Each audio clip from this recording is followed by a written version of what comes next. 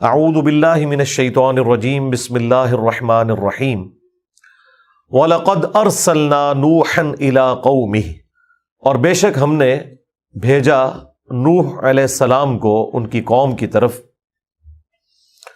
تو انہوں نے جا کر کیا دعوت دی؟ انی لکم نذیر مبین، بے شک میں تمہارے لیے کھلا ڈر سنانے والا ہوں۔ اچھا، انبیاء اکرام کا جو منصب ہے بنیادی وہ تذکیر ہی ہوتی ہے، ڈر سنانا ہے۔ خوشخبری صرف ان لوگوں کے لیے جو بات کو قبول کر لیں۔ انبیاء کا جو منصب ہے وہ خوشخبریاں سنانا نہیں ہوتا، ڈر سنانا ہوتا ہے، اور اس ڈر کو جو ایکسیپٹ کر کے اللہ کا راستہ اختیار کر لیں ان کے لیے وہ بشیر ہوتے ہیں۔ جو پرائمری دعوت ہے نا وہ ڈر سنانا ہے، نصیحت کرنا ہے، تذکیر کرنا ہے۔ ہمارے محبوب صلی اللہ علیہ وآلہ وسلم کے لیے بھی سورۃ الانعام کی آیت نمبر 19 میں ہے وَأُوحِيَ إِلَيَّ هَذَا الْقُرْآنُ لِأُنذِرَكُمْ بِهِ وَمَنْ بَلَغَ، اے نبی تم فرما دو کہ یہ قرآن مجھے اس لیے وحی کیا گیا تاکہ اس کے ذریعے میں تمہیں بھی ڈر سنا دوں اور جس تک یہ کتاب پہنچ جائے، اس کتاب کے ذریعے وہ ڈر سنائے گا۔ فَذَكِّرْ بِالْقُرْآنِ مَن يَخَافُ وَعِيدٍ، اے نبی اس قرآن کے ذریعے ڈر سنائیے، نصیحت کیجئے ہر اس شخص کو جو اللہ کی دھمکی سے ڈرتا ہے۔ لہٰذا یہ جو بعض لوگوں کی ڈیمانڈ ہوتی ہے نا، کوئی میٹھی میٹھی باتیں کریں، کوئی جنت کی باتیں سنائیں، کوئی حوروں کی باتیں سنائیں ہمیں، یہ آپ ہر وقت ڈر کیوں سناتے ہیں؟ تو قرآن کی جو بنیادی دعوت ہے وہ ہے ہی ڈر ہے، اور جو واقعی اللہ سے ڈر گیا نا، دنیا میں تو کہتے ہیں ڈر گیا تو مر گیا، نہیں، جو ڈر گیا وہ پار لگ گیا، جس نے خدا کو سیریس لے لیا۔ اب دیکھیں یہ انبیاء کرام کی دعوت جب کبھی بھی آئے گی یہ اسی سے سٹارٹ ہوگا کہ جب بھی کوئی پیغمبر آیا تو اس نے یہی کہا کہ میں کھلا ڈر سنانے والا ہوں۔ ڈر کیا ہے؟ کہ تمہیں کسی نے پیدا کیا ہے اور وہ ہستی تم سے قیامت کے دن پوچھے گی جو کچھ تم نے دنیا کے اندر کیا ہوگا، تم اللہ کے حضور اکاؤنٹیبل ہو، اپنی مرضی کی زندگی نہیں گزار سکتے۔ جو دنیا میں اپنی مرضی کی زندگی گزارے گا آخرت پھر وہ اللہ کی مرضی کی گزارے گا، اور جو دنیا میں اللہ کی مرضی کی زندگی گزارے گا آخرت پھر اپنی مرضی کی گزارے گا۔ وہ ظاہر ہے جنت میں ہر وہ نعمت ہے جو آپ چاہیں گے، یعنی آپ کی مرضی چلے گی۔ اللہ تعبدوا الا اللہ، اور یہ کہ تم کسی کی عبادت نہ کرو سوائے اس اللہ کے۔ وہی یعنی ڈر سنانے میں اول چیز جو ہے وہ عقیدہ توحید ہے، اور توحید میں بھی صرف یہ توحید نہیں کہ اللہ کو ماننا ہے، اللہ کی بھی ماننی ہے۔ یا یہ الفاظ ہے اللہ تعبدوا الا اللہ، کہ مت پوجو کسی کو سوائے اس کے۔ تو اللہ کی عبادت کرنی ہے، یعنی اللہ کو بھی ماننا ہے اور اللہ کی بھی ماننی ہے۔ وَلَقَدْ بَعَثْنَا فِي كُلِّ أُمَّةٍ رَسُولًا أَنِ اعْبُدُوا اللَّهَ وَاجْتَنِبُوا الطَّاغُوتَ، یہ سورۃ النحل کی آیت نمبر 36 ہے۔ بے شک ہم نے ہر امت میں کوئی نہ کوئی رسول بھیجا اس بنیادی دعوت کے ساتھ کہ عبادت اللہ کی کرنی ہے اور طاغوت کی نفی کرنی ہے۔ تو اللہ کی عبادت کرنی ہے، اور عبادت کی ڈیفینیشن ہے ٹوٹل اوبیڈینس، حقوق اللہ، حقوق العباد، یہ سب کے سب جو پورا دین ہے، حلال و حرام کا فرق کرنا، اللہ کی طرف سے جو احکامات ہیں ان کی پیروی کرنا، جن چیزوں سے خدا نے منع کیا ہے اس سے رک جانا، یہ ہے اللہ کی عبادت۔ عبادت کا مطلب صرف نماز پڑھنا نہیں ہے، نظر و نیاز کرنا نہیں ہے، بلکہ ٹوٹل اوبیڈینس، یہ ہے عبادت۔ تو اللہ کو بھی ماننا ہے اور اللہ کی بھی ماننی ہے۔ انی اخاف علیکم عذاب یوم علیم، بے شک مجھے تو خوف ہے تم پر کہ بڑے دن کا عذاب تم پر آنے والا ہے۔ اس عذاب سے مراد وہ عذاب بھی ہے جو رسولوں کا انکار کرنے کے سبب دنیا میں ہی اللہ تعالیٰ دیتا ہے، اور اس سے مراد وہ بڑے دن یعنی قیامت کے دن کا عذاب بھی ہو سکتا ہے۔ اب یہی بات رسول اللہ صلی اللہ علیہ وآلہ وسلم کی مبارک زبان سے امت کی تعلیم کے لیے کہلوائی گئی 3 دفعہ، سورہ یونس میں، سورہ الانعام میں، سورہ الزمر میں۔ قل انی اخاف ان عصیت ربی عذاب یوم عظیم، اے نبی تم فرماؤ کہ میں خود اس بات سے خوف کھاتا ہوں کہ اگر میں نے بھی اپنے رب کی نافرمانی کی تو بڑے دن کا عذاب مجھے آ پکڑے گا، یعنی قیامت کے دن کا۔ تو یہ اصل میں یہ کہا جا رہا ہے کہ اگر نبی صلی اللہ علیہ وآلہ وسلم کو سینٹرڈ کر کے امت کو یہ دعوت دی جا رہی ہے تو امت سمجھ جائے کہ بابت شاہی کوئی نہیں. جو لوگ یہ دعویٰ کرتے ہیں کہ ہم اس وقت تک جنت میں نہیں جائیں گے جب تک کہ اپنے سارے مریدوں کو لے نہ جائیں اپنے ساتھ، اب یہ نہیں پتا کہاں لے کے جائیں گے، لیکن قرآن کی تعلیمات تو بالکل اس سے مختلف ہیں. بے شک میں خوف کھاتا ہوں تم پر اس بڑے دن کے عذاب کا.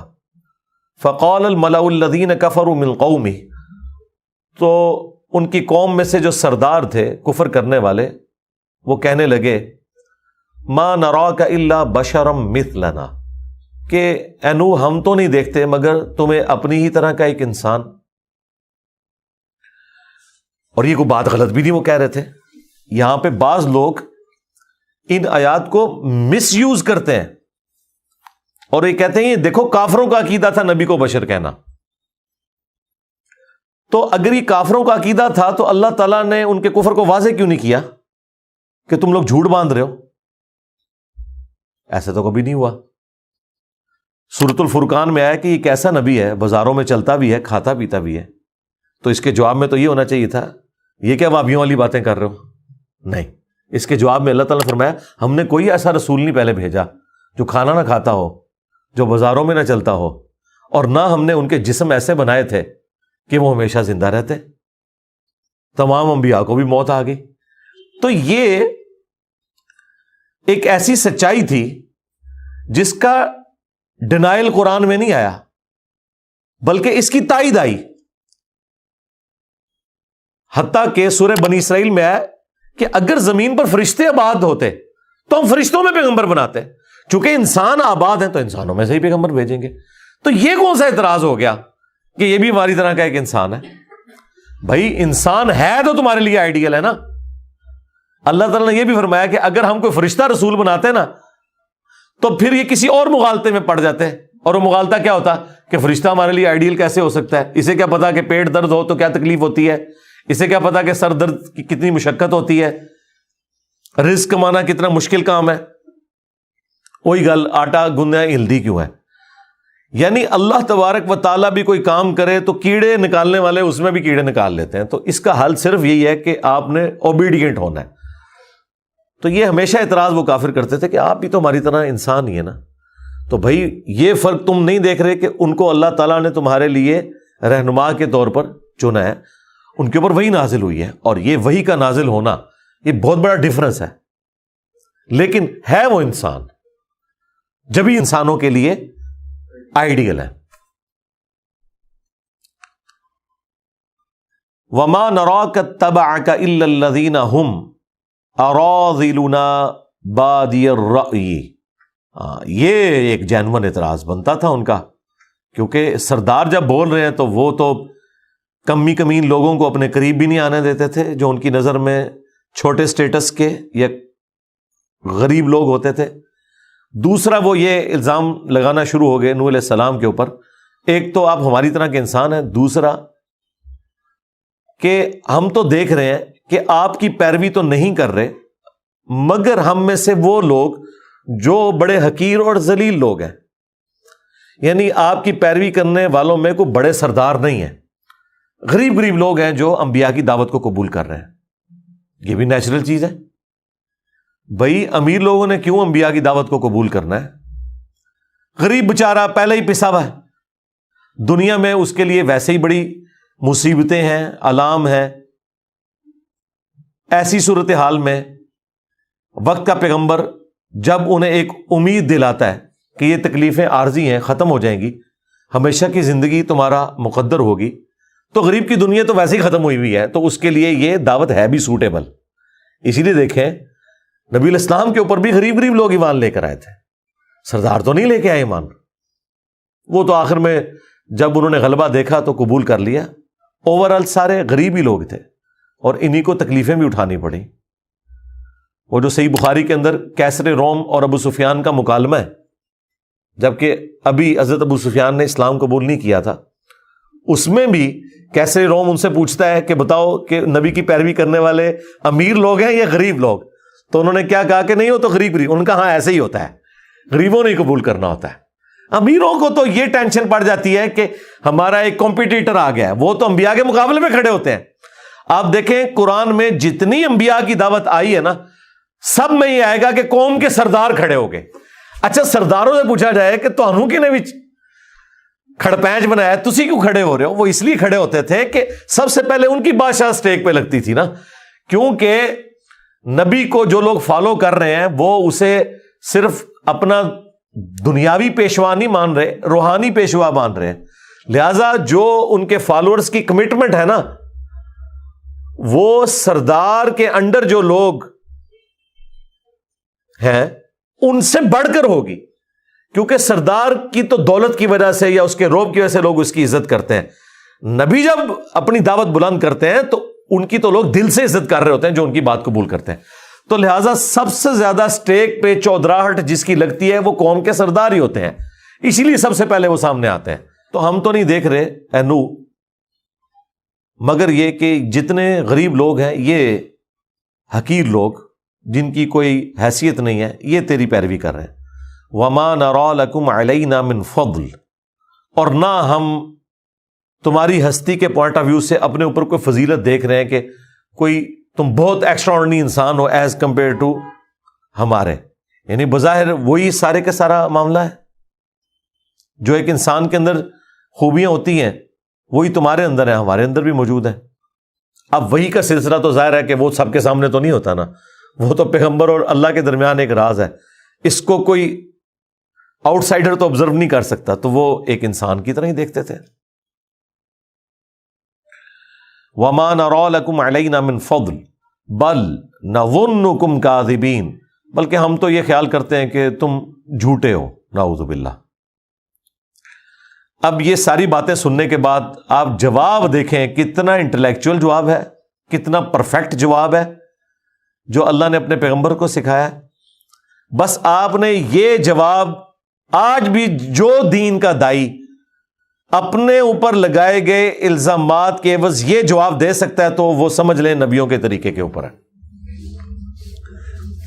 اب مجھے بتانا ہے آپ نے کون سا دائی اس میں فٹ بیٹھتا ہے۔ ظاہر ہے کہ یہ امت جب نبیوں والا کام کر رہی ہے نا، تو جو لوگ نبیوں سے بڑھ کر عزت اویل کر رہے ہیں اس امت کے اندر، علماء، ظاہر نبیوں نے تو اس طرح کی عزت تو اویل نہیں کی ہے کہ کسی نبی کے اجتماع میں 16 لاکھ بندہ جمع ہو جاتا ہو۔ رائے میں تو ہوتا ہے، ملتان میں تو ہوتا ہے، تو اس بڑے لیول کی عزت کے اتنے بڑے بڑے مجمع سامنے دیکھے ہو، یہ تو کسی نبی نے نہیں اویل کی عزت، تو یہ تو اویل کر رہے ہیں نا، پھر اس کے بینیفیشری بھی ہوتے ہیں اس سسٹم کے۔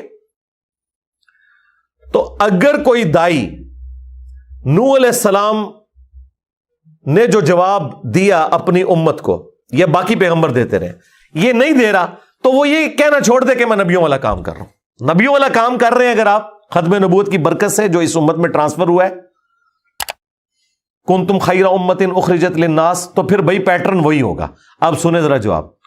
قال یا قوم ارأیتم ان کنت علی بینۃ من ربی، نوح علیہ السلام نے کہا کہ اے میری قوم، بھلا دیکھو تو اگر میرے پاس روشن دلیل ہو اپنے رب کی طرف سے، وآتانی رحمتا من عندی، اور اس نے مجھے اپنی طرف سے رحمت عطا فرمائی، فعمیت علیکم، اور تم پر یہ چیز پوشیدہ ہے، تم اندھے بنے ہوئے ہو اس حقیقت کو دیکھتے ہوئے، انلزمکموہا وانتم لہا کارہون، تو کیا ہم زبردستی تمہیں ہدایت دے سکتے ہیں، تم پہ یہ چیز مسلط کر سکتے ہیں جسے تم ناپسند کرتے ہو؟ اب یہ ایک جملہ دیکھیں، اس میں نوح علیہ السلام نے کہیں یہ نہیں کہا کہ دیکھو میں نے فلاں معجزہ کر کے دکھایا ہے۔ معجزہ تو کوئی بھی نہیں کر کے دکھایا ہوا تھا، اگر دکھایا ہوتا تو نظر آ جاتا۔ وہ کیا کہہ رہے ہیں کہ میں اپنے رب کی طرف سے رحمت پہ ہوں، اللہ نے مجھے روشن دلائل دیے ہیں اس شکل میں کہ میں نے توحید کا تعارف تمہارے سامنے رکھا ہے جو اللہ تعالیٰ نے وہی نازل کی تھی، اپنے پاس سے اس نے رحمت عطا فرمائی ہے، اس کے باوجود اگر تم اندھے ہو تو ہم تمہیں زبردستی تو ہدایت نہیں دے سکتے۔ یہ آج تک ویلڈ ہے، آج بھی دائی کو یہ کہنا چاہیے بلکہ نبی علیہ السلام کے بارے میں تو اللہ تعالیٰ نے قرآن میں فرمایا کہ اے نبی تم فرماؤ کہ اگر میں گمراہ ہوں تو میری گمراہی کا وبال مجھ پر ہی ہوگا. اندازہ کریں اس لیول کے اوپر، اس کے اوپر میں نے پورا مسئلہ 198 ریکارڈ کرا دیا تھا تفصیلی جب یہ آیات آئی تھی. اے نبی تم فرماؤ کہ بالفرض، یہ بالفرض تو ہم احتراماً لگا رہے ہوتے ہیں نا سمجھانے کے لیے، اگر میں گمراہ ہوں تو میری گمراہی کا وبال مجھ ہی پر ہوگا، اور اگر میں ہدایت پر ہوں تو بسبب اس کے جو اللہ نے قرآن مجھ پر وحی کیا ہے. یہ میں جو ہدایت پہ ہونے کا دعویٰ کر رہا ہوں قرآن کی وجہ سے کر رہا ہوں.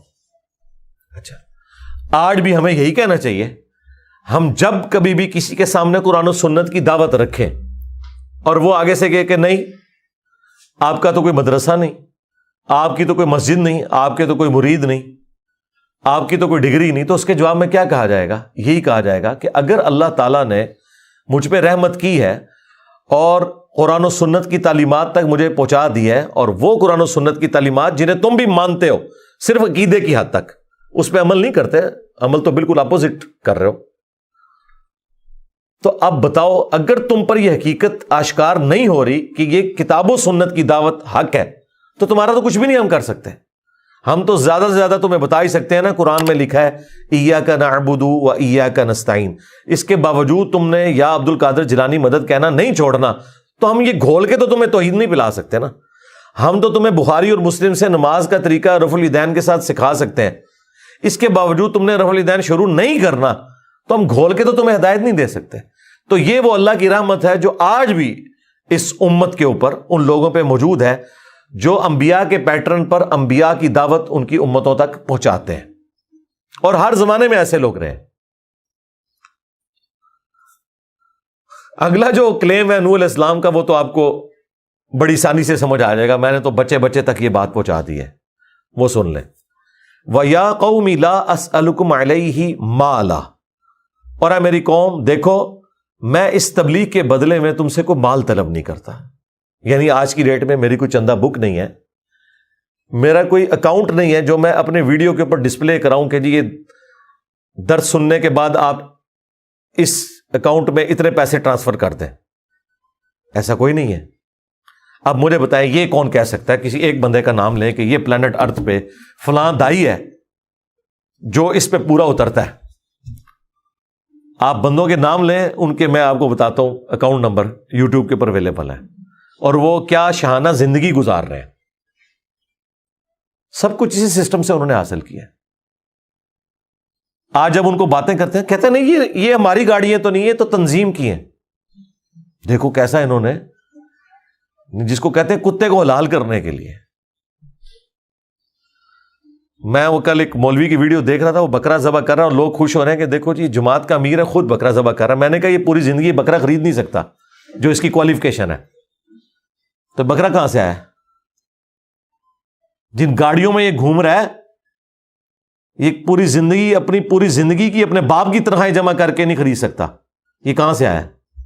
یہ اے میری قوم دیکھو میں کو مال تو طلب نہیں کرتا اس کے، بس ان اجریہ الا علی اللہ، میرا اجر تو نہیں ہے مگر اللہ کے اوپر.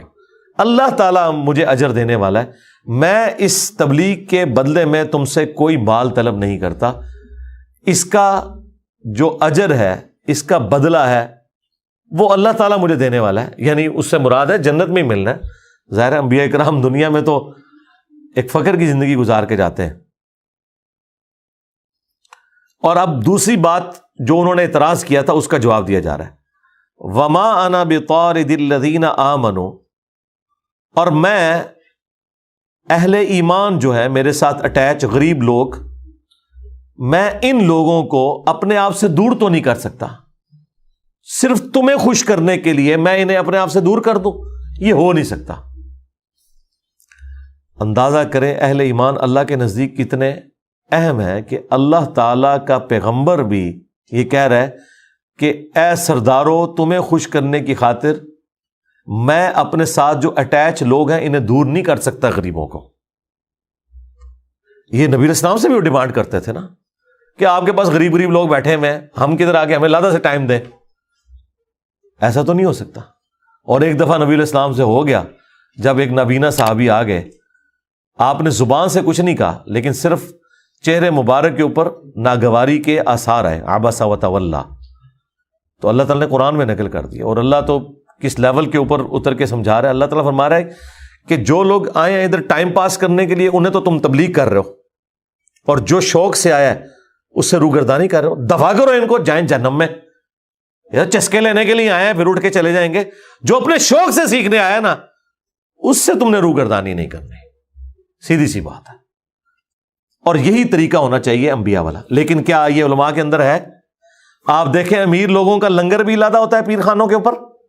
یہ بالکل جھوٹ بولتے ہیں کہ ایک جیسا لنگر کھلاتے ہیں. بالکل آپ کو پتہ ہی نہیں ہے.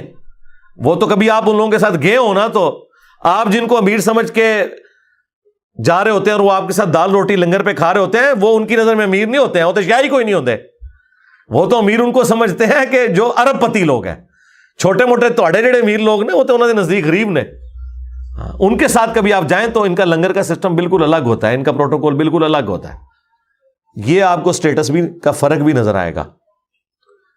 امیر لوگوں سے یہ لوگ ہاتھ ملائیں گے تو پوری اسمائل کے ساتھ، اور غریب لوگوں کے ساتھ ملا رہے ہوں گے، کیمرہ ادھر ہے ادھر دیکھ رہے ہوں گے. تکیہ نہیں ہے فوٹو اور کی نہ تو انہوں ننگا کرا تو اڑے علماء نو. ان کا تکبر دیکھا ہے آپ لوگوں نے؟ کبھی کسی بڑے آدمی کے ساتھ بھی انہوں نے یہ اس طرح تصویر کھنچوائی ہے کہ دیکھ رہے ادھر ہوں اور ایسے کر کے سلام لے رہے ہوں؟ نہیں. وہ کبھی غلطی سے ہی ایسا ہو جائے نہیں ہوگا. اس لیے کہ وہ انہیں پتہ ہے کہ یہ زمینی خدا ہیں، ہم نے ان کا احترام کرنا ہے. تو جب ایک زمینی خدا دوسرے زمینی خدا کا احترام کرتا ہے، پھر دونوں خدا ایک دوسرے کے بینیفیشری ہوتے ہیں. غریب لوگ تو شاہی کوئی نہیں ہے. تو اللہ تعالیٰ فرما رہا ہے کہ نوح علیہ السلام نے انہیں کہا کہ دیکھو تمہارے کہنے کے اوپر میں غریب لوگوں کو اپنے آپ سے دور نہیں کر سکتا. نیور، ناٹ ایٹ آل.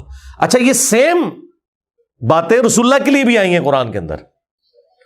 جب کافر کہتے تھے کہ ان کو آپ دور کریں، تو نبی علیہ السلام کو تو یہاں تک کہا گیا کہ آپ ان سے فرما دیں کہ ان کا نہ کوئی میرے اوپر کوئی احسان ہے، نہ میرا ان کے اوپر کوئی احسان ہے. یہ سب اللہ کی رضا کی خاطر آئے ہوئے ہیں. میں کس طرح ان کو اصحاب صفا کو اپنے آپ سے دور کر دوں؟ اور اگر میں ایسا کرتا ہوں اس میں بھی آئے گا، میں تو ظالموں میں شمار ہو جاؤں گا. اللہ کے نزدیک مراتب کا فرق اپنی جگہ، انبیاء اور امتوں کا. لیکن جو بندہ ایمان لے آتا ہے وہ اللہ کے نزدیک ایکولی اہمیت کا حامل ہے، اس اعتبار سے کہ وہ خدا کو رسپانس کرنے والا ہے. نبی کوئی اپنی مرضی سے تو نبی نہیں نہ بن جاتا. نبی کو تو اللہ چوز کرتا ہے تو وہ نبی بنتا ہے نا. وہ اللہ کسی کو بھی چوز کر سکتا ہے. لیکن ونس کوئی ایمان لے آتا ہے تو اللہ تعالیٰ ان کو وہی پروٹوکول دیتا ہے جو انبیاء کرام علیہ السلام کو اللہ نے پروٹوکول دیا ہوا ہے، عزت اور احترام کا. تو اے نبی، یہ حضرت نوح علیہ السلام کے بارے میں آ رہا ہے کہ انہوں نے کہا کہ میں اہل ایمان کو اپنے آپ سے الگ نہیں کر سکتا. انہم ملاقو ربہم، بے شک وہ تو اپنے رب سے ملاقات کرنے والے ہیں. وَلَٰكِنِّي أَرَاكُمْ قَوْمًا تَجْهَلُونَ، لیکن میں تمہیں دیکھ رہا ہوں اے کفار، اے کافروں کے سرداروں، کہ تم لوگ حقیقت سے ناواقف ہو، تم جہالت کی زندگی گزار رہے ہو. وَيَا قَوْمِ مَن يَنصُرُنِي مِنَ اللَّهِ، اے میری قوم مجھے بتاؤ کہ مجھے اللہ سے کون بچائے گا. یہ نوح علیہ السلام کی گفتگو ہے. ان طردتہم، اگر میں اپنے پاس بیٹھنے والے اہل ایمان کو اس طریقے سے دھتکار کے اٹھا دوں یہاں سے، افلا تذکرون، کیا تم اتنا بھی نہیں سوچتے؟ اب مجھے بتائیں، یہ تو انبیاء کا سٹیٹس ہے، اور صوفیاء کہتے ہیں کہ جی جناب نگاہ مار کے مرید ساڑ دیتا. اور مرید کون سا؟ دشمن مرید نہیں، جو وضو کروانے والا. ہاں، اس نے لوٹے کی ٹوٹی قبلہ رخ نہیں رکھی، اور کہتے ہیں کہ عبد القادر جیلانی نے نگاہ ماری اور جلا کے راکھ کر دیا. تو ہم یہ پوچھتے ہیں کہ اگر انہوں نے ایسا کیا ہے، ہمیں تو اس سے کوئی غرض نہیں کہ ہم ان کی طرف سے کوئی جھوٹی صفائی پیش کریں کہ انہوں نے نہیں کیا ہوگا. ہمیں تو کوئی کسی سے انٹرسٹ نہیں ہے. اگر انہوں نے ایسا کیا ہے تو 302 کا مقدمہ ہوتا ہے ان کے اوپر. یہ فضیلت ہے. اور اگر نہیں کیا تو اللہ کے حضور بری ہے. نہ میری تعریف سے انہیں کوئی اجر ملنے والا ہے، نہ میری برائی کرنے سے ان کا مرتبہ کم ہونے والا ہے. لیکن مجھے یہ بتائیں، جو مرید آپ کو وضو کروا رہا ہے اور اس نے ٹوٹی قبلہ رخ نہیں رکھی، تو یہ کیا کوئی شرعی گناہ ہے؟ جو اس نے کیا ہے. اور پھر کہتے ہیں کہ بعد میں انہوں نے لوٹے کی طرف دیکھا تو اس کی ٹوٹی بھی سیدھی کر دی. پہلے ہی لوٹے ال ویکھ لیندے, غصے ہی تھوڑا ٹھنڈا ہو جاتا, بندہ مار دیا. اور یہاں انبیاء یہ کہہ رہے ہیں کہ مجھے اللہ سے کوئی بچا نہیں سکتا اگر میں اپنے ساتھ بیٹھنے والے کسی ایمان والے غریب آدمی کو اپنے سے دور کروں. تو مجھے بتائیں, ان کے جو عبد القادر جیلانی ان آیات کی روشنی پہ انبیاء کے راستے کے اوپر ہیں یا شیطان کے راستے کے اوپر ہیں؟ یہ خود فیصلہ کر لیں. تو پھر ہم کیوں نہ کہیں کہ مرنے سے پہلے اے مسلمان کر لے اس پہ غور, کتابوں کا خدا اور ہے, بابوں کا خدا اور. اب یہ جو قرآن کی تشریح میں کر رہا ہوں نا, یہ نہ ڈاکٹر سرار کر سکتے ہیں, نہ ڈاکٹر فرحت ہاشمی کر سکتی ہیں, نہ مولانا وجودی کر سکتے ہیں. اس کے لیے جرت کی بھی ضرورت ہے, اور آپ کو جو پبلک کے اندر ایشوز ہیں ان کا پتہ ہونا ضروری ہے. جسے پتہ ہی نہیں کہ گمراہی کا لیول کیا ہے اس امت کے اندر, وہ یہ سمجھ رہا ہے کہ میں اس آیت سے ایسے ہی گزر جاؤں, کیا ہے میری قوم, مجھے اللہ سے کون بچائے گا اگر میں اہل ایمان کو یہاں سے اٹھا دوں. جب تک میں آپ کو یہ لوٹے کی ٹوٹی سیدھی نہیں کروں گا آپ کی, تو آپ کو کیسے پتا چلے گا کہ یہ بابے کس دین کے اوپر ہیں اور انبیاء کس دین کے اوپر ہوتے ہیں. لو جی, اگلی گل تو ویسے ہی نہیں تو ہضم ہونی.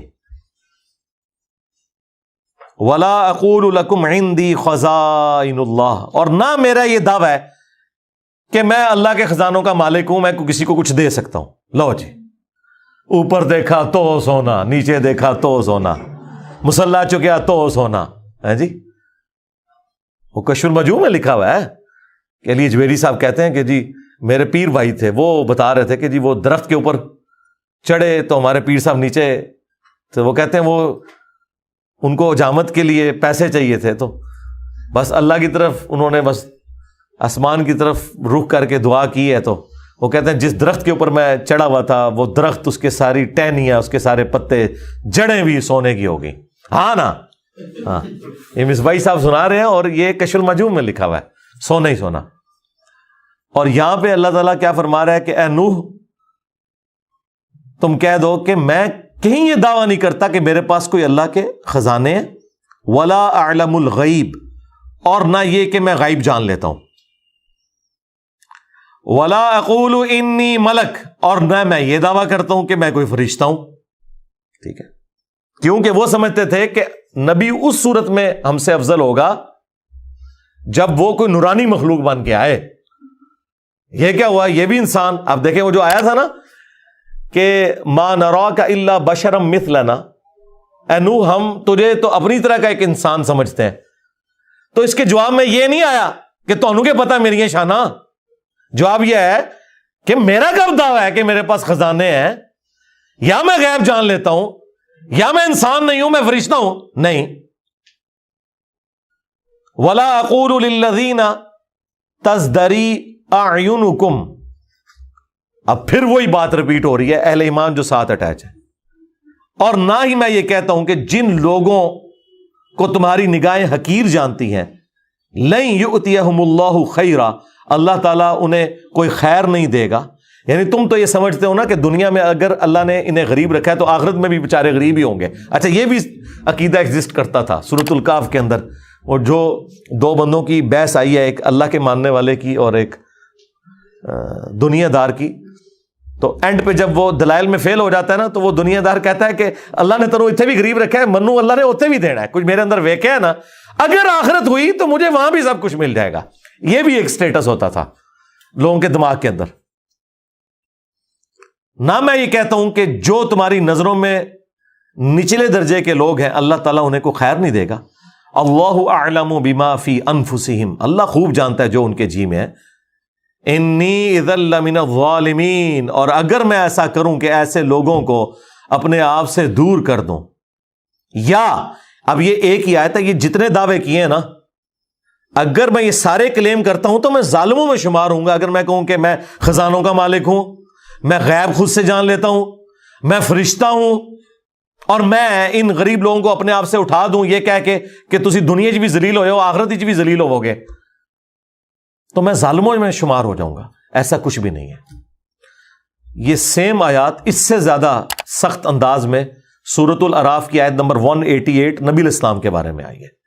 اے نبی تم فرما دو کہ نہ تو میں اپنی جان کے لیے کسی نفع اور نقصان کا مالک ہوں، باقی کس کا، مگر یہ کہ جو اللہ میرے لیے چاہے، اور نہ یہ کہ میں خود غیب جان لیتا ہوں، اور اگر میں خود سے غیب جان لیتا تو خیر کثیر جمع کر لیتا، مجھے کبھی کوئی تکلیف نہ پہنچتی. میں تو نہیں ہوں مگر ڈر سنانے والا. اب ان ساری باتوں کا جواب لاجیکلی جب دیا نوح علیہ السلام نے، تو آگے سے جواب ذرا ان کا سنیں. قالوا یا نوح، وہ کہنے شروع ہو گئے اے نوح، قد جادلتنا فاکثرت جدالنا، بہت جھگڑا ہم نے آپس میں کر لیا، بہت بحثیں کر لی کثرت کے ساتھ، چھوڑ ان ساری باتوں کو. فأتنا بما تعیدنا ان کنت من الصادقین، لا وہ عذاب اگر تو سچا ہے جو تو ہمیں دھمکیاں دے رہے ہیں کہ اگر مجھ پر ایمان نہیں لاؤ گے تو بڑے دن کا عذاب تمہیں آپ پکڑے گا، تو لے کے عذاب.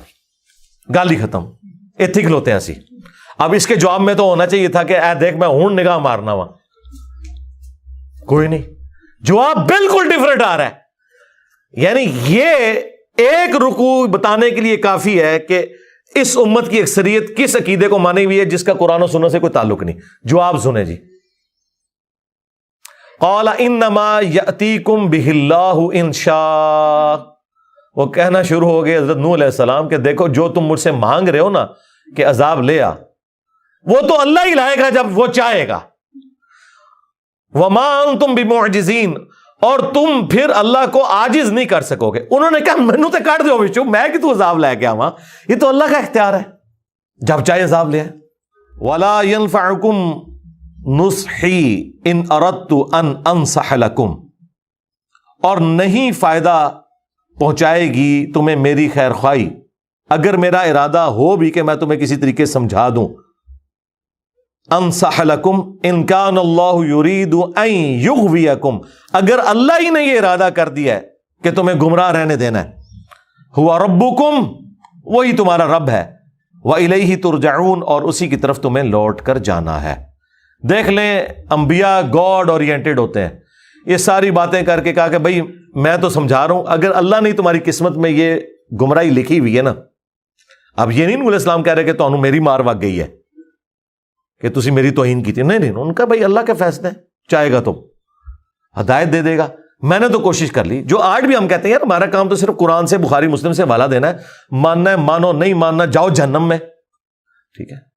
اور لوگوں کو برا لگتا ہے. اب یہاں پہ بھی دیکھیں وہ سیدھا سیدھا کہہ رہے ہیں کہ اگر اللہ تعالیٰ نے تمہارے لیے یہ طے کر دیا ہے کہ تم نے گمراہ ہی مرنا ہے تو مر جاؤ گمراہ، میرا کیا لے رہے ہو، خود جہنم میں جاؤ گے، تم نے اللہ کے پاس ہی جانا ہے. ام یقولون افترا، اب روئے سخن ایک آیت کے اندر دوبارہ سے مشرکین عرب کی طرف آیا کہ یہ کافر کہتے ہیں کہ یہ نبی نے قرآن خود گھڑ لیے. قل ان افتریتہ فعلی اجرامی، اے نبی فرماؤ کہ اگر یہ قرآن میں نے خود گھڑا ہے نا تو اس جرم کا وبال بھی مجھ پہ ہی ہوگا. وَأَنَا بَرِيءٌ مِّمَّا تُجْرِمُونَ، اور میں بری الذمہ ہوں ان گناہوں سے جو تم کر رہے ہو. وَأُوحِيَ إِلَى نوح، اور وحی کی گئی نوح علیہ السلام کی طرف، أَنَّهُ لَن يُؤْمِنَ مِن قَوْمِكَ إِلَّا مَن قَدْ آمَن، کہ اب آپ کی قوم میں سے کوئی بھی ایمان نہیں لے کر آئے گا بجز ان لوگوں کے جو آلریڈی ایمان لا چکے. یعنی اب اللہ تعالیٰ کی طرف سے یہ فیصلہ ہو گیا کہ اب چند دنوں میں عذاب آنے والا ہے، اور یہ جو وحی آپ کی طرف نازل ہو رہی ہے اس کے بعد اب ان دنوں تک کوئی بھی ایمان نہیں لے کر آئے گا. بس وہ جتنے لا چکے 78 کے قریب لوگ، اور ان میں خود حضرت نوح علیہ السلام کی اپنی بیوی اور ایک بیٹا بھی شامل نہیں تھا. تو یہ باقی جو آپ کی قوم کے لوگ ہیں وہ ایمان نہیں لائیں گے بجز ان کے جو آلریڈی لا چکے.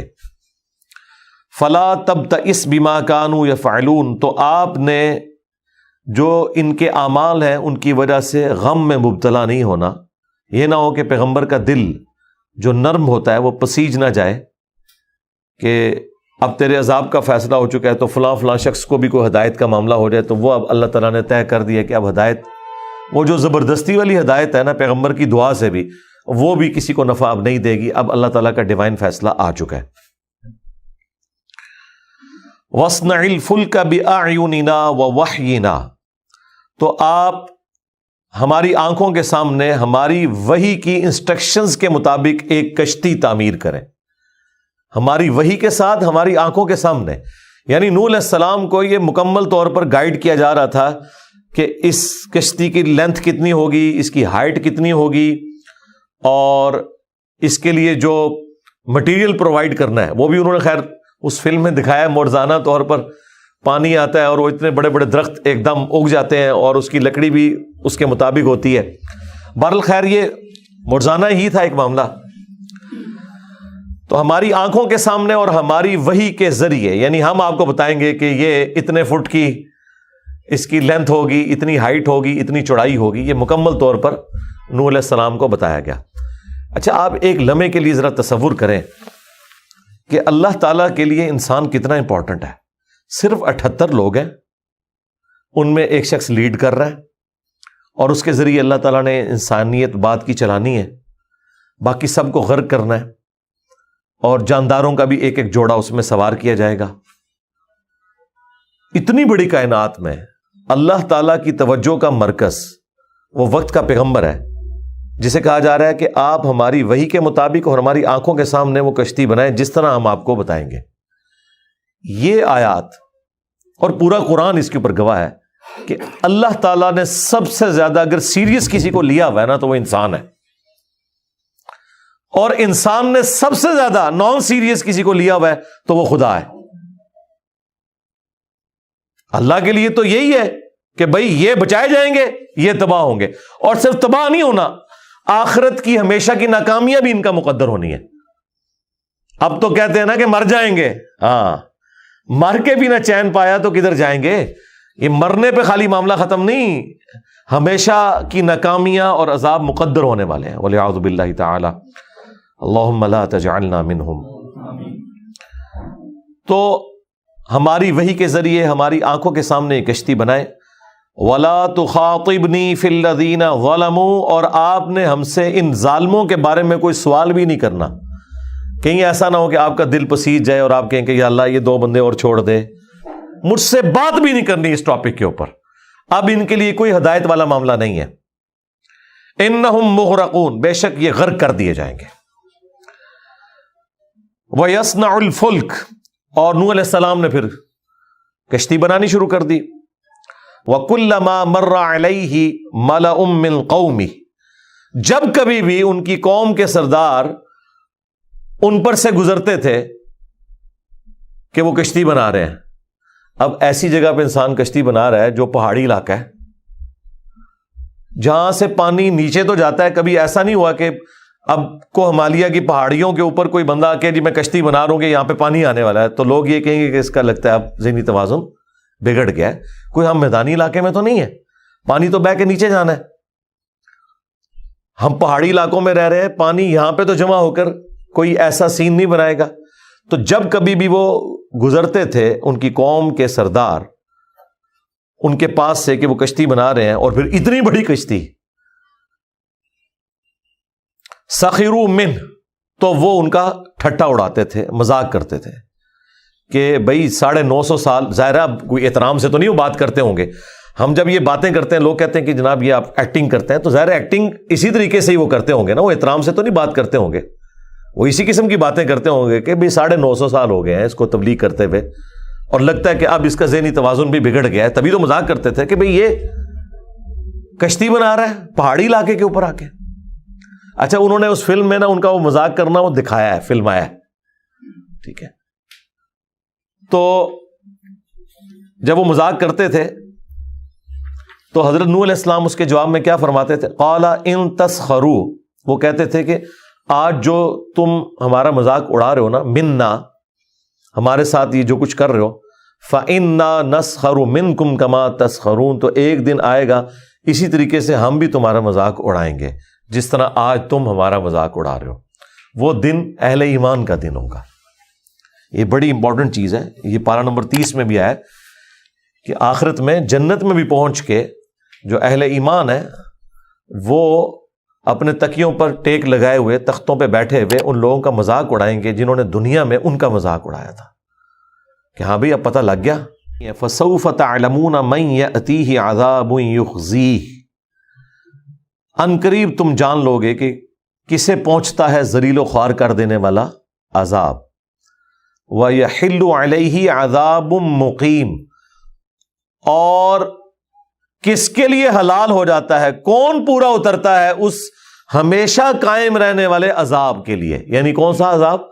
آخرت کا. دنیا میں تو غوطہ آیا، مر گئے، جان چھوٹ گئی، لیکن جان نہیں چھوٹی، جان پکڑی گئی. آخرت میں تو نور اسلام کے ذریعے کہا جا رہا ہے کہ آپ انہیں یہ بتا دیں کہ عنقریب یہ دنیا کا عذاب تو آنے والا ہے، تم غرق کر دیے جاؤ گے، اور جو ہمیشہ باقی رہنے والا عذاب ہے وہ ابھی تم پر باقی ہے، جو حلال ہو جائے گا تمہارے لیے. حتی اذا جاء امرنا، بس وہ کشتی بناتے رہے. وہ کشتی کوئی 1-2 دن میں نہیں بنی، مہینوں میں بنی ہے. اور پھر نوح علیہ السلام کو یہ بتایا گیا تھا کہ اس عذاب کے آنے کی نشانی ہوگی کہ ایک تندور میں سے پانی کا چشمہ ابلے گا، یہاں تک کہ جب ہمارا حکم عذاب آ پہنچا، وفارت تنور، اور وہ تندور، اردو میں ہم تندور کہتے ہیں، عربی میں لفظ تنور، ابل پڑا. جب یہ تندور ابلنا شروع ہوا نا تو یہ اشارہ تھا کہ بھائی اب سیٹ بیلٹ باندھ لیں، معاملات قریب آ چکے ہیں. تو اس کے بعد پھر انہوں نے ساری ایکٹیویٹی پرفارم کی. وہ کیا تھی؟ قُلْ نَحْمِلْ فِيهَا مِنْ كُلٍّ زَوْجَيْنِ اثْنَيْنِ، ہم نے ان سے فرمایا نوح علیہ السلام سے کہ ہر جاندار کا ایک ایک جوڑا اس میں سوار کر لیں. اور وہ جو فلم ہے اس میں انہوں نے دکھایا ہے، ہاتھی آ رہے ہیں، شیر آ رہے ہیں، اور اتنے زیادہ جانور، پتہ نہیں وہ کس زبردست انداز میں انہوں نے فلمایا. وہ اپنی اپنی جگہوں پہ جا کے بڑے اوبیڈینٹ بچوں کی طرح بیٹھ رہے ہیں اپنے اپنے خانوں میں، جو جو انہوں نے ان کے لیے بنائے تھے. ظاہر مرزانہ طور پر ہو رہا تھا نا. تو ہر جنس میں سے نر اور مادہ اس میں سوار کر لیں.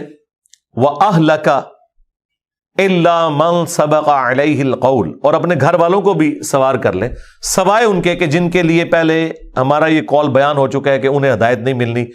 ان میں سے ایک نوح علیہ السلام کی بیوی تھی اور ایک ان کا بیٹا تھا. بیٹے کا ذکر یہاں پہ ہے، بیوی کا ذکر سورہ تحریم میں جا کے آئے گا. نوح علیہ السلام اور لوط علیہ السلام یہ دونوں پیغمبروں کی بیویاں کافرہ تھیں.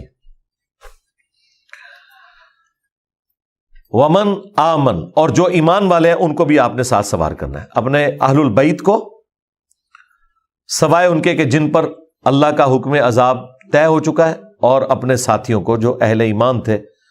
وہی 80 سے کم لوگ تھے جو اسرائیلی روایتوں میں ملتا ہے، اور قرآن کی آیت اس کو سپورٹ بھی کرتی ہے. وما آمن معه الا قلیل، اور نوح علیہ السلام پر ایمان نہیں لائے تھے مگر بہت ہی تھوڑے لوگ، بہت قلیل لوگ. اچھا، عربی زبان میں ویسے کثرت کا عدد جو ہے نا، وہ چونکہ وہ 3 سے شروع ہوتا ہے نا جمع، تو 300 پلس جو ہے نا ان کو کثیر تعداد شمار کیا جاتا ہے. تو اشارتاً تو یہی لگتا ہے کہ یہ 300 سے بھی کم تھے. لہذا جو اسرائیلی روایتیں ہمیں ملتی ہیں، جو ہمارے مفسرین نے بھی نقل کی ہیں، وہ 78 لوگوں کا ذکر ہے. یعنی 80 سے بھی کم لوگ، سینچری بھی پوری نہیں ہوئی کہ جو ایمان لے کر آئے تھے. وَقَالَ ارْكَبُوا، اور نوح نے کہا کہ سوار ہو جاؤ، فیہا، اس کشتی میں. اہل ایمان کو سوار کیا، اپنے گھر والوں کو، سوائے بیوی اور بیٹے کے. ان کو بھی ویسے آفر دی تھی، وہ خود ہی سوار نہیں ہوئے. انہوں نے کہا جی اتنے اونچے اونچے پہاڑ، یہاں پہ پانی کہاں آ سکتا ہے؟ ہم کون سے میدانی علاقے میں رہ رہے ہیں کہ وہاں پہ آ جائے گا کوئی سیلاب وغیرہ. یہ تو میدانی علاقوں کے مسئلے ہیں نا. پہاڑی علاقوں میں تو آج تک آپ نے سنا ہے کہ مری میں سیلاب آ گیا. یہ تو ہو سکتا ہے کوئی کہیں پہ پانی جمع ہو جائے، کوئی سڑک کے اوپر سے بہہ جائے، باقی تو اونچی جگہ پہ تو سیلاب نہیں آتا اس لیول کا کہ کوئی ڈوب جائے. تو نوح علیہ السلام نے کہا کہ سوار ہو جاؤ اس میں، بسم اللہ مجریہا و مرساہا، اللہ کے نام کے ساتھ اس کا چلنا ہے اور اس کا لنگر انداز ہونا ہے. یہ واحد مقام ہے قرآن میں جس کو آپ نے مجہول انداز میں پڑھنا ہے. ویسے را کھڑا زیر ری ہوتا ہے، لیکن یہاں پڑھا جا رہا ہے مجریہا، وہی جو پینڈو سٹائل جسے کہتے ہیں آپ، مجہول سٹائل. یہ قرآن کا واحد لفظ ہے جو آپ نے اسی سٹائل میں پڑھنا ہے، کیونکہ یہ اسی طریقے سے نبی علیہ السلام سے منقول ہے۔ قریش کی قرات میں بھی اس کو یوں ہی پڑھا گیا ہے، مجریہا، یہ ایک ہی لفظ ہے جو پورے قرآن میں پڑھا گیا۔ ویسے تو ہمارے ماشاءاللہ ائمہ اور بڑے بڑے علماء بھی وہ تو پورا قرآن ہی مجہول پڑھتے ہیں، کیونکہ انہوں نے معروف عربی تو نہیں سیکھی ہوئی ہے۔ ایون احادیث کی کتابیں پڑھ کے فارغ ہو جاتے ہیں، وہ حدیثیں جب پڑھتے ہیں تو وہ معروف عربی میں نہیں پڑھ رہے ہوتے، مجہول پڑھ رہے ہوتے ہیں، سوائے ان کے جن کا ایک ذاتی شغف خود ہوتا ہے قرات کا کہ وہ عربی لنگوسٹک میں پڑھیں، ادروائز ایون قرآن بھی یہ مجہول ہی پڑھ رہے ہوتے ہیں۔ تو اللہ کے نام کے ساتھ ہی اس کا چلنا ہے اور اس کا لنگر انداز ہونا ہے۔ ان ربی لغفور الرحیم، بے شک میرا پروردگار بخشنے والا مہربان ہے۔ اچھا، یہ دعا جو ہے نا بڑی زبردست ہے، یہ صرف کشتی میں بیٹھنے کی دعا نہیں ہے، کسی بھی سواری میں آپ نے بیٹھنا ہو، ٹرین میں بیٹھے، جہاز میں بیٹھے، یہی دعا مانگیں، بسم اللہ مجریہا ومرساہا ان ربی لغفور الرحیم۔ تو یہ حقیقت ہے، اللہ ہی کے حکم کے ساتھ اس کا چلنا ہے اور اس کا لینڈ کرنا ہے۔ ظاہر وہ کشتی بھی تو لینڈ کرتی ہے نا، جہاز جو ہے ہوا میں اڑ کے زمین پہ لینڈ کرتا ہے اور کشتی بھی پانی میں چل کے کنارے پہ جا کے لینڈ کرتی ہے۔ تو چلنا بھی اس کا اللہ کے حکم سے ہے، لینڈ کرنا بھی اس کا اللہ کے حکم سے۔ وَهِيَ تَجْرِي بِهِمْ فِي مَوْجٍ كَالْجِبَالِ، تو وہ کشتی چلنا شروع ہوگی ایسی موجوں میں جو پہاڑ کے برابر تھی، بڑی بڑی موجیں، یعنی بہت بڑے ظاہر پہاڑ کے برابر ہیں تو تبھی پہاڑ بھی ڈوبے ہیں اس طوفان کے اندر، بڑی بڑی موجیں تھیں۔ وَنَادَى نُوحٌ ابْنَهُ، تو نوح علیہ السلام نے اپنے بیٹے کو پکارا۔ وَكَانَ فِي مَعْزِلٍ يَا بُنَيَّ ارْكَبْ، وہ اس وقت ان سے الگ تھا، اور نوح علیہ السلام نے کہا کہ آ بیٹا سوار ہو جا، معنا ہمارے ساتھ، وَلَا تَكُن مَعَ الْكَافِرِينَ، اور دیکھ کافروں میں شامل نہ ہو۔ اب ظاہر ہے یہ ان کی ایک شفقت تھی جس کی وجہ سے انہوں نے یہ کہا، حالانکہ ان پہ پہلے وہی نازل ہو چکی تھی کہ نہ تو کوئی ایمان لے کر آئے گا، نہ آپ نے مجھ سے کوئی سوال کرنا ہے، اور اپنے گھر والوں میں سے بھی انہی کو سوار کرنا ہے جو ایمان لائے ہیں۔ تو بیسیکلی یہ نوح علیہ السلام نے جو ایکٹیویٹی پرفارم کی یہ اللہ تبارک و تعالیٰ کے حکم کے مطابق نہیں تھی۔ تو پھر آپ دیکھیں بعد میں ہوا کیا ہے، قال سآوی الی جبل یعصمنی من الماء، تو وہ کہنا شروع ہو گیا کہ مجھے کشتی کی ضرورت نہیں ہے، میں پہاڑ پہ چڑھ کر پناہ لے لوں گا، وہ مجھے پانی سے بچا لے گا۔ اب نوح علیہ السلام کو تو پتا تھا کہ یہ طوفان کوئی اور ہے، یہ وہ والا طوفان نہیں ہے۔ قال لا عاصم اليوم من امر اللہ، تو انہوں نے کہا آج اللہ تعالیٰ کے اس حکم عذاب سے کوئی نہیں بچا سکتا، الا من رحم، سوائے اس کے کہ جس پر اللہ رحم کرے۔ وحال بینہم الموج، بس یہ باتیں کر رہے تھے کہ ایک بڑی موج آئی نوح علیہ السلام اور ان کے بیٹے کے درمیان، فکان من المغرقین، اور وہ غرق ہونے والوں میں شامل ہو گیا۔ یہ وہ جیسے ایک ڈراپ سین، فلمی سین ہے نا، باپ بیٹا باتیں کر رہے ہیں اور وہ قائل کر رہے ہیں، اور اللہ تعالیٰ فرما رہا ہے اچانک ایک بڑی موج آئی، وہ پڑا ہوا بیٹا، اور بیٹا کس کا؟ نوح علیہ السلام کا۔ ایمان نہیں لایا، اعمال درست نہیں تھے، اللہ تعالیٰ نے اسے بیٹے ہونے کا کوئی فائدہ نہیں دیا۔ یہاں پہ لوگ کہتے ہیں ہم سید ہیں، ہمارا احترام کریں، اور پورا دن بیٹھ کے درباروں پہ سوٹے لگاتے ہیں۔ یہ دیکھ لیں، جو ڈائریکٹ سامنے بیٹا تھا اس کے بارے میں آگے تو چل کے آئے گا، اللہ تعالیٰ کہتا ہے کہ یہ تیرا بیٹا ہی نہیں ہے، اگرچہ بیٹا تھا۔ وَقِيلَ يَا أَرْضُ ابْلَعِي مَاءَكَ، تو زمین کو اللہ تعالیٰ کی طرف سے حکم دیا گیا کہ اے زمین اپنا پانی اندر نگل لے۔ وَيَا سَمَاءُ أَقْلِعِي، اور اے آسمان تو بھی تھم جا۔ دیکھیں، ایک زمین سے پانی نکل رہا ہے، آسمان سے پانی برس رہا ہے، تو پانی پانی ہو گیا ہر طرف۔ وَغِيضَ الْمَاءُ، اور اتر گیا پانی۔ وَقُضِيَ الْأَمْرُ، اور اللہ کا حکم نافذ ہو گیا، جو اس نے فیصلہ کیا تھا کہ غرق کر دیے جائیں گے۔ وَاسْتَوَتْ عَلَى الْجُودِ، اور وہ کشتی جودی پہاڑ کے اوپر جا ٹھہری۔ اچھا، اب یہ جودی پہاڑ جو اس وقت دنیا میں مشہور ہے، لوگ وہاں جاتے بھی ہیں، زیادہ تر تو یہودی جاتے ہیں اور وہاں سے وہ لکڑی کے کوئی ٹکڑے اٹھا کے لے آتے ہیں، وہی جو یہاں پہ درباروں والا معاملہ ہے۔ تو وہ کہتے ہیں یہ کوئی کشتی کی باقیات ہیں، مختلف چیزیں آتی رہتی ہیں مارکیٹ کے اندر، میدان میں، حالانکہ کوئی وثوق کے ساتھ یہ نہیں کہا جا سکتا کہ یہ کشتی اس وقت کہاں پہ ہے۔ بہرحال وہ جودی پہاڑ کے اوپر ٹھہری، ظاہر کسی پہاڑ پہ ہی ٹھہرنی تھی، وہ پانی جب اترا ہے تو سب سے پہلے پہاڑ ہی باہر نکلتے ہیں نا، تو کسی اونچی پہاڑ پہ اللہ تعالیٰ نے اس کو ٹھہرایا۔ وقیل، اور کہا گیا، بعدا للقوم الظالمین، ہلاکت اور بربادی ہو ظالم قوم کے لیے۔ ونادى نوح ربہ، اور نوح علیہ السلام نے اپنے رب کے حضور التجا کی۔ فقال، اور انہوں نے عرض کیا، ربی ان ابنی من اہلی، اے میرے رب، میرا بیٹا تو میرے گھر والوں میں شامل تھا۔ وَإِنَّ وَعْدَكَ الْحَقِّ، اور تو نے مجھ سے سچا وعدہ بھی کیا تھا۔ وَأَنْتَ أَحْكَمُ الْحَاكِمِينَ، اور سب حاکموں سے بڑھ کر تو حاکم ہے،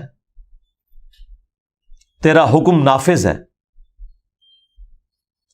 اب اگر آپ نے پچھلی آیات پڑھی ہیں تو کوئی جواز نہیں بنتا کہ نوح علیہ السلام یہ دعا کرتے، کیونکہ اللہ تعالیٰ کی بات میں کوئی جھول نہیں تھی۔ اللہ نے کہا تھا اپنے گھر والوں میں سے ان کو سوار کرنا ہے جو اہل ایمان ہے، اور جانوروں کے جوڑے، اور جو باقی اہل ایمان ہے ان کو، اور جو تمہارے گھر والوں میں سے ایمان نہیں لائے ان کے لیے اللہ تعالیٰ کا حکم عذاب اب طے ہو چکا ہے، اور ان کے بارے میں مجھ سے سوال بھی نہیں کرنا۔ ان ساری چیزوں کے ہوتے ہوئے کیا کوئی کرینہ بنتا تھا کہ نوح علیہ السلام اللہ تعالیٰ سے یہ گفتگو کرتے کہ میرے رب تو نے تو مجھ سے وعدہ کیا تھا کہ بچا لیا جائے گا میرے گھر والوں کو؟ تو اللہ نے تو یہ وعدہ نہیں کیا تھا، وعدہ کیا تھا کہ وہ گھر والے جو ایمان لائیں گے، اور پھر وہ کہہ رہے ہیں کہ میرا بیٹا میرے اہل میں سے تھا۔ اس پوری گفتگو میں کہیں ایسی کمزوری نعوذ باللہ موجود نہیں تھی کہ نوح علیہ السلام یہ دعا کرتے۔ تو یہ ان سے کیوں ہوا؟ اس وجہ سے کہ بشری تقاضا تھا۔ انسان بہرحال انسان ہی ہے، پسیج جاتا ہے، اللہ تعالیٰ کے کوئی جذبات نہیں ہے، اللہ تعالیٰ جذبات سے مغلوب نہیں ہوتا، انسان جذبات سے مغلوب ہو ہی جاتا ہے۔ نبی علیہ السلام کے بارے میں نہیں آیا سورہ بنی اسرائیل میں کہ یہ کافر تو تلے ہوئے ہیں کہ جو وہی ہم آپ کی طرف بھیج رہے ہیں نا آپ کو اس سے ہٹا دیں، اور قریب تھا کہ آپ بھی ان کی بات مان لیتے اگر ہم آپ کو مضبوط نہ کرتے، اور اگر ایسا ہوتا ہم آپ کو دنیا کی زندگی میں بھی دگنا عذاب دیتے اور آخرت میں بھی آپ کو اللہ کے عذاب سے بچانے والا کوئی نہ ہوتا۔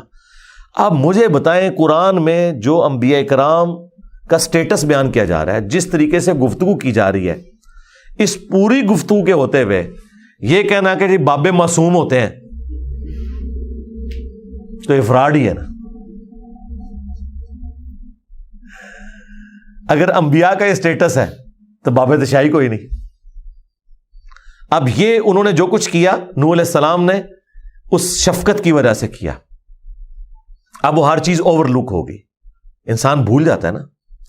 یار یوسف علیہ السلام نے جس کو آزاد ہونے کی بشارت دی تھی، اگر کوئی چیز نہیں بھولنی چاہیے تھی نا تو یہ تھی کہ مجھے انہوں نے بتایا تھا کہ واضح موت زندگی میں بدلنے والی ہے، اور وہ باہر جا کے بھول گیا، 9 سال تک بھولا رہا۔ جب بادشاہ کو خواب آیا اس نے کہا اوہ ایک بندہ میں جانتا ہوں۔ یار 9 سال تو بندہ یاد ہی نہیں آیا۔ تو اس نے کیا کہا تھا؟ مجھے شیطان نے بھلا دیا۔ قال یا نوح، اللہ نے کہا کہ اے نوح، انہ لیس من اہلک، وہ تیرا بیٹا جو تھا وہ تیرے اہل میں سے ہے ہی نہیں ہے۔ کیوں؟ انہ عمل غیر صالح، اس کے تو کرتوت ہی برے لوگوں والے تھے۔ تو میرا وعدہ تو تھا تیرے اہل میں سے جو لوگ ایمان لانے والے ہیں۔ فلا تسألنی ما لیس لک بہ علم، تو دیکھ مجھ سے اس چیز کا سوال مت کر جس کے بارے میں تجھے علم نہیں ہے۔ انی اعظک، بے شک میں تجھے یہ واعظ و نصیحت کرتا ہوں اے نوح ان تکون من الجاہلین، کہ تو، اب وہ ڈاکٹر سراج صاحب کہتے تھے، میں یہاں پہ ایگزیکٹ ترجمہ نہیں کرتا، وہ کہتے تھے اے نوح تو جذباتی نہ ہو، حالانکہ یہ جذباتی والا کوئی لفظ نہیں ہے اس میں، اے نوح تم جاہلوں میں شمار نہ ہو جاؤ، یہ بات کر کے باقی کلیئر کٹ ہے، ہمیں بھی نظر آ رہا ہے، اور میں تمہیں نصیحت کر رہا ہوں۔ اور جو سب سے خطرناک بات ہے نا اس میں، وہ یہ ہے کہ تم اس چیز کا سوال مجھ سے نہ کرو جس کے بارے میں تمہارے پاس علم نہیں ہے۔ اس جملے کا مطلب کیا ہے؟ علم تو ہے ان کے پاس، علم تو تھا نا کہ اہل ایمان میں سے وہ بچائے جائیں گے، آپ کے اہل میں سے جو ایمان لے آئیں گے، دوسرے غرق ہو جائیں گے۔ تو اس کا علم کیا نوح علیہ السلام کو نہیں تھا؟ ہم سن چکے، پہلے وہی ہو چکی تھی۔ یہ کس علم کی بات ہو رہی ہے کہ مجھ سے اس چیز کا سوال مت کر جس کے بارے میں تیرے پاس علم نہیں ہے۔ یہ کون سا علم ہے؟ مسئلہ تقدیر۔ یہ ہے تقدیر۔ تقدیر کے اوپر ایمان لانا یہ واجب ہے، یہ اللہ کی ڈیسٹنی میں مقرر تھا کہ اس کا انجام یہ ہونے والا ہے۔ اب یہ کیوں ہونے والا ہے وہ اللہ تعالیٰ پابند نہیں کسی بندے کے سامنے جسٹیفائی کرے اس کو کہ یہ اللہ نے کیوں ڈیسیژن کیا کہ اتنے لوگ جنت میں جائیں گے، اتنے جہنم میں۔ ہماری تو خواہش یہ ہے کہ سارے جنت میں چلے جاتے ہیں۔ یہ اللہ کا ڈیوائن پلان ہے۔ یہ بہت خطرناک معاملہ ہے جس چیز کا تیرے پاس علم نہیں، یعنی یہ میرے پلان کا حصہ ہے کہ کس کی تقدیر میں جہنم لکھی ہے اور کس کی تقدیر میں جنت، اور وہ جسٹیفائی بھی ہے۔ یہ نہ سمجھیے گا کہ اللہ تعالیٰ نے کوئی زبردستی کی ہوئی ہے کسی کے ساتھ، وہ انسان خود کماتا ہے۔ لیکن بہرحال یہ اللہ کا ڈیوائن پلان ہے۔ کتنی حیران کن بات ہے کہ نبی کے جسم کا ٹکڑا ہے اور جہنم میں جا رہا ہے۔ یہ ہے اصل چیز۔ اور مولانا ساق صاحب کہتے تھے یار خام خواہ تم لوگوں نے جھگڑا بنایا ہوا ہے۔ آپ پتہ نا شیعہ اور بریلوی جھگڑا کرتے ہیں اہل حدیث کے ساتھ کہ حضرت ابراہیم علیہ السلام کے وہ والد نہیں تھے، وہ ابھی تھے جی، پیغمبر کا باپ کس طرح کافر ہو جاتا ہے۔ مولانا اسحاق صاحب تو بعض اوقات ایسا چھکا مارتے تھے وہ پلانٹ ارتھ سے باہر جاتا تھا۔ انہوں نے کہا چھڑ دو، ابراہیم دا پیو، ابراہیم دا پیو تو نبی نہیں نا، نبی کا جو اپنا حصہ ہے اگر وہ کافر ہو سکتا ہے جو اس کے جسم کا ٹکڑا ہے، نبی تو کسی کے جسم کا ٹکڑا ہے نا، جو نبی کے جسم کا ٹکڑا ہے، جس طرح بخاری مسلم میں حدیث ہے فاطمہ میرے جگر کا ٹکڑا ہے۔ اگر نبی کے اپنے جسم کا ٹکڑا کافر ہو سکتا ہے تو اگر کوئی ابراہیم علیہ السلام کے باپ کو کافر مانتا ہے تو یہ کوئی گستاخی والا معاملہ نہیں ہے۔ بڑا بڑا چکا مارا انہوں نے، ٹھیک ہے۔ ہم بس ان بحثوں میں پڑھنے کے لیے تیار ہیں کہ جی بس ہم یہ بھی کسی کی کوئی تقدیس کا مسئلہ بن گیا ہے، کسی کی عزت کم ہو گئی ہے، کسی کی شان میں گستاخی ہو رہی ہے۔ گستاخی صرف اللہ دی شان نہیں ہوتی، باقی ہر بندے دی شان گستاخی ہو جاتی ہے۔ آج تک آپ نے گستاخ اللہ سنا ہے؟ گستاخ اولیاء، گستاخ صحابہ، گستاخ اہل بیت، گستاخ رسول، اللہ کا کوئی بھی نہیں کہ جو دسے کہ اللہ، حالانکہ سارے اللہ کے گستاخ ہیں۔ جب یہ لوگ پیغمبروں کے بارے میں غلو کرتے ہیں، جھوٹے اولیاء کا دفاع کرتے ہیں اور سچے اولیاء کے بارے میں غلو کرتے ہیں، صحابہ اور اہل بیت کے بارے میں غلو کرتے ہیں اور انہیں آلموسٹ منی گاڈ بنا دیتے ہیں، تو یہ اللہ کی گستاخی کر رہے ہوتے ہیں۔ چونکہ یہ سب خود اللہ کے گستاخ ہیں، انہیں اللہ کی گستاخی کبھی نظر ہی نہیں آنی کیونکہ یہ خود کر رہے ہیں نا۔ اور اللہ تعالیٰ اپنے معاملات کے اندر کتنا سخت ہے۔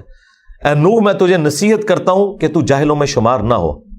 قال ربی انی اعوذ بک ان اسألک ما لیس لی بہ علم، انہوں نے فوراً کہا اے میرے رب میں تیری ہی پناہ میں آتا ہوں کہ میں اس چیز کے بارے میں سوال کروں جس کے بارے میں میرے پاس علم نہیں ہے۔ اللہ اکبر۔ وَإِلَّا تَغْفِرْ لِي وَتَرْحَمْنِي، اور اگر تو نے مجھے معاف نہ کیا، مجھ پر رحم نہ فرمایا، اکم من الخاسرین، تو میں بھی خسارہ پانے والوں میں ہو جاؤں گا۔ یہ انہوں نے اپنے باپ والی دعا ریپیٹ کی، حضرت آدم علیہ السلام والی۔ ہاں یہ سیم دعا ہے، وہ جمع کسی کے ساتھ ہے، ربنا ظلمنا انفسنا وان لم تغفر لنا وترحمنا لنکونن من الخاسرین۔ یہاں پہ کیا ہے؟ الا تغفر لی وترحمنی اکم من الخاسرین۔ یہ وہی دعا ریپیٹ کی انہوں نے کہا جی ابا جی یہ دعا کر کے اللہ تعالیٰ سے معافی مانگ چکے ہیں، میں بھی ابا جی کی سنت پہ عمل کر کے انہی الفاظ میں دعا کروں تو قبول ہو۔ بہرحال اس کا جواب اللہ نے کیا دیا ہے وہ ان اٹینڈڈ ہے، تو امپلائڈ ہے کہ اللہ تعالیٰ نے ان کی اس غلطی کو جو گناہ نہیں ہے، لغزش ہے، اجتہادی خطا ہے، قبول فرما لیا۔ قیل یا نوح اہبط، ہم نے ارشاد فرمایا نوح سے کہ اے نوح اترو اس کشتی سے، بسلام، سلامتی کے ساتھ، منا، ہماری طرف سے، وبرکات علیک، اور برکتوں کے ساتھ جو آپ پر ہیں، وعلی امم ممن معک، اور ان تمام قوموں پر جو آپ کے ہمراہ ہیں۔ ظاہر ہے وہ پوری امتیں سوار تھی، وہ خالی ہاتھی اور ہتھنی نہیں، ان کی پوری اسپیشی تھی، اور شیر اور شیرنی، اور سب سے بڑھ کر جو انسان تھے جن سے اگلے قبائل چلنے تھے، نوح علیہ السلام کی اولاد سے آگے آدم ثانی اس لیے کہا جاتا ہے۔ وَأُمَمٌ سَنُمَتِّعُهُمْ، اور وہ قومیں جنہیں ہم متا دیں گے دنیا میں برتنے کا، ثُمَّ يَمَسُّهُمْ مِنَّا عَذَابٌ أَلِيمٌ، اور پھر ہماری طرف سے انہیں دردناک عذاب آ جائے گا۔ اچھا، جنتیوں کا ذکر ہی کوئی نہیں ہوا۔ اللہ نے کہا کہ یہ امتیں سوار کر رہا ہوں، تو ظاہر ہے کہ جنتیوں کا ذکر تو امپلائڈ ہے۔ لوگ قرآن پڑھتے ہیں جی شروع سے لے کے اینڈ تک رحمت ہی رحمت ہے، جی خام خواہ ڈراندے رہندے نے۔ دیکھو جتھے رحمت دی ضرورت سی، جدھر آیت نازل ہوتی کہ یہ ہم نے امتیں سوار کی ہیں، ان میں سے کچھ لوگ اہل ایمان ہوں گے جو جنت میں جائیں گے، اور جو انکاری ہوں گے وہ جہنم میں جائیں گے، صرف جہنمیوں کا ذکر ہوا ہے کہ یہ جہنمیوں کے آباء و اجداد سوار ہو رہے ہیں اس وقت، اور جنتیوں کے بھی آباء و اجداد ہیں۔ ظاہر ہے وہ تو مومن تھے نا، ان کی اولادوں میں ہمیشہ ایسے ہی ہوا ہے، جب کبھی اہل ایمان کو بچایا گیا تو تھوڑے عرصے کے بعد انہی میں ہی دو گروہ بن جاتے ہیں۔ وہ کارل مارکس نے اسی کو وہ ڈائی الیکٹریکل مٹیریلزم یہی کہا ہے نا، کہ دو چیزیں ٹکراتی ہیں، پھر بیچ میں سے تیسری چیز نکلتی ہے، پھر ان کی دو چیزیں بنتی ہیں، پھر وہ ٹکراتی ہیں، پھر ایک اور رزلٹ نکلتا ہے۔ ہمیشہ ایسے ہوا ہے، اہل ایمان بچائے گئے۔ اب یہ دیکھیں نوح علیہ السلام کی قوم بچائی گئی ہے نا، انہی قوموں میں پھر شرک آ جائے گا، جو بخاری میں موجود ہے کہ وہ 5 بندوں کے نام پہ انہوں نے پتھر رکھے، پھر بتوں کی عبادت شروع کر دی، پھر اللہ تعالیٰ نے انہی میں حضرت ہود علیہ السلام کو بھیجا۔ وہ اگلا ذکر حضرت ہود علیہ السلام کا آئے گا۔ پھر ہود علیہ السلام کی قوم کو بچایا، اہل ایمان کو، پھر کچھ عرصے بعد ان میں بھی شرک آ گیا، پھر حضرت صالح علیہ السلام ان میں مبعوث کیے گئے۔ تو یہ ہمیشہ ایسا ہوتا ہے کہ یہ معاملہ چلتا رہتا ہے۔ تو اللہ تعالیٰ فرماتا ہے کہ ہم انہیں برتنے کا سامان دیں گے، پھر عذاب آ جائے گا ان کے اوپر جو اہل ایمان نہیں ہوں گے۔